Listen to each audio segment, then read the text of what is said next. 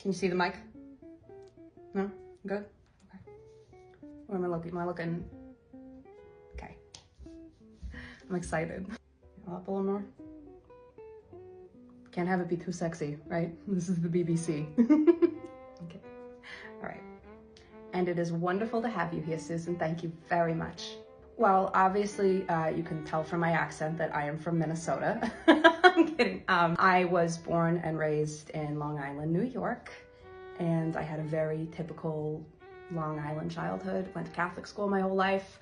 I have 3 older siblings, Sunday dinner with my grandparents, Sunday Mass, you know, nothing incredibly shocking to anybody that's ever been to Long Island. And the other parts of my childhood are also not that shocking to anybody that has ever been to Long Island. No, that was never something that I was ashamed of. It was something I was aware of. I knew that my father had a job, like all the other fathers.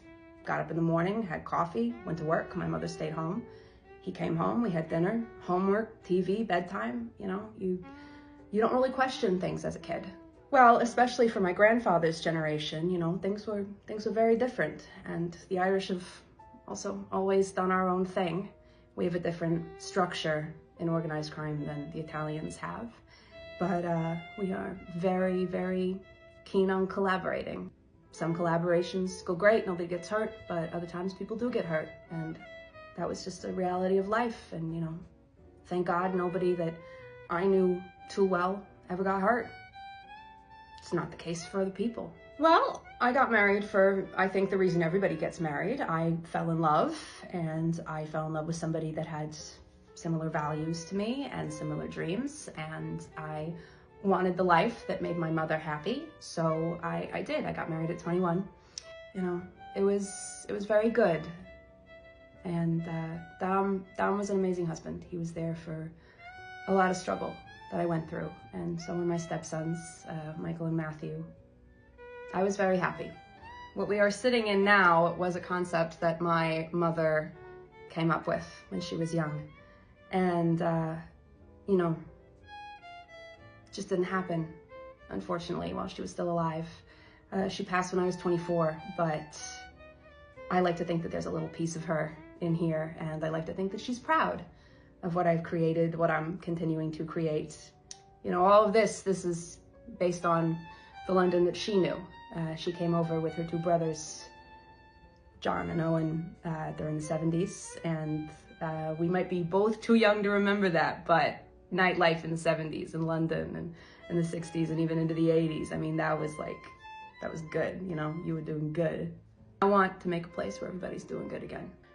Well, Susan, you know, you don't make it easy to come over here and make friends. I stumbled a little bit trying to figure it out, you know, which fork to use and all that, how to shake hands at the races, but I've been very lucky having close friends that are in circles that they've introduced me to, and I like to think that I'm with the in crowd now.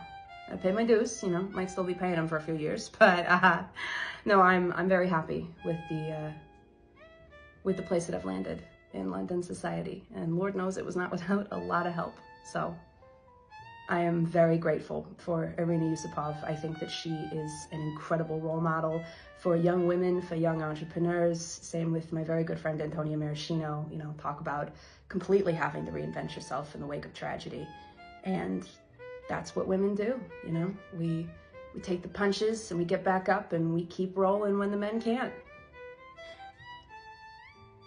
Can I turn that? I want every young woman watching this interview to listen to me very carefully. You know what? Young person, if you have a dream and you want to make it happen and you got people who want to help you, you let them help you. And if they give you something, that's out of their own pocket. You don't have to give them anything. And also, you are the one that has to wake up every day, put your shoes on, get out the door, and go to work. No one's going to do it for you. No one's going to brush your teeth. No one's going to get you on the bus. Nobody's going to get your ass in the office. You got to do all those things on your own. And you take all the help that you can get, because God knows it's going to make a difference. But you're the one who's making your dreams come true. And it doesn't matter who's laying next to you in bed, or who's buying you lunch, driving you around, or getting you jewelry. You are responsible for making your own dreams come true. All right? Doesn't matter who you get photographed going out with. Doesn't matter who you go watch polo with, or getting out of a car at 4 in the morning. Those are your problems. And if other people want to make your problems their problems, hey, free entertainment. But you're the one who's going to be laughing all the way to the bank. But you got to get a bank account and you got to set it up for yourself. Okay? And if other people want to judge you about that, keep feeding them, baby. Because that's all they got to eat. Sorry, what was the next question? Oh, club futures. I am so thrilled with the offers and the opportunities that we have been given in less than a year. And yeah, it's all happening real fast. And it's not gonna be done fast. You know, you gotta dot your I's and cross your T's. But there are gonna be several more clubs opening up internationally under the Hutch logo. There won't all be called the Hutch. That might get a little confusing. You know, it's like, call up your friends, you go, let's meet at the Hutch. And they go, I'm in Barcelona. And they go, I thought you meant the one in Jakarta.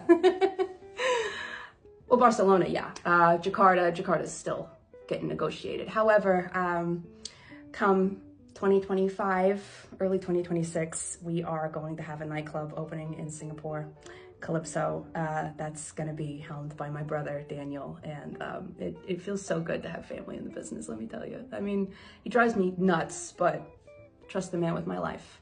And I think everybody going to the Calypso will be able to trust Daniel as well. He's an incredible person. We are also looking to get a club in Tokyo, the Mufune family.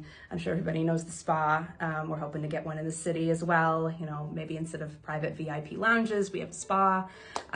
We have a couple people who are interested in Seoul. We definitely have some people that are interested in India. We're still trying to figure out the location of that club. The expanse of our investor is very wide, and that's a good problem to have when you just have so much real estate you can't even pick the best one, because they're all great. I'm very excited to work with Padma Anand and her family. They're great people. I mean, battle axes, all of them, but designer battle axes, if you know what I mean. Well, you already saw him in the other part of the interview, but yes, we are looking to have an Italian club, potentially in Milan. Gabriel Piata would be my working business partner in Italy, and again, just the greatest blessing you can possibly get. He's an incredible man, and yeah, I'm very lucky.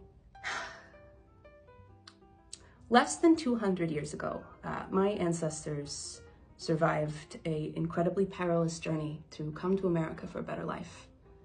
And they were forced into the 5 points with very little education, access to resources, and now I'm here. And, you know, anybody who's ever seen Gangs in New York, those are my people. And they lived and died that way. And it was a horrible way to live, and it was a horrible way to die, but they stuck it out. They stuck it out, and now I am back in the country that made it so hard for the Irish, and I'm putting beautiful things out there. And I hope that my grandfather and my great-grandfather and all of my great-great-great-grandfathers after that would be proud of me. My personal motto. Oh, my New Yorker's showing. It is Madonna. I had a dream. I worked it hard.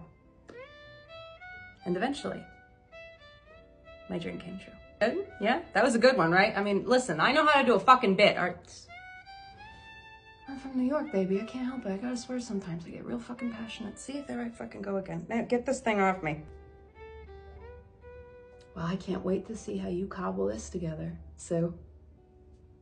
Yeah. Astrid, honey, can you have them bring a vodka soda up to my office? Astrid? Somebody bring me dinner? Can you see if Gabe's here? I don't want to eat an entire romantic dinner if he brought it from— Jesus Christ! Astrid, get Alex. Get Alex, please. And, hey, go outside, just tell him we're having a problem with this. Pull the fire alarm. Pull the fire alarm now. Get everybody out.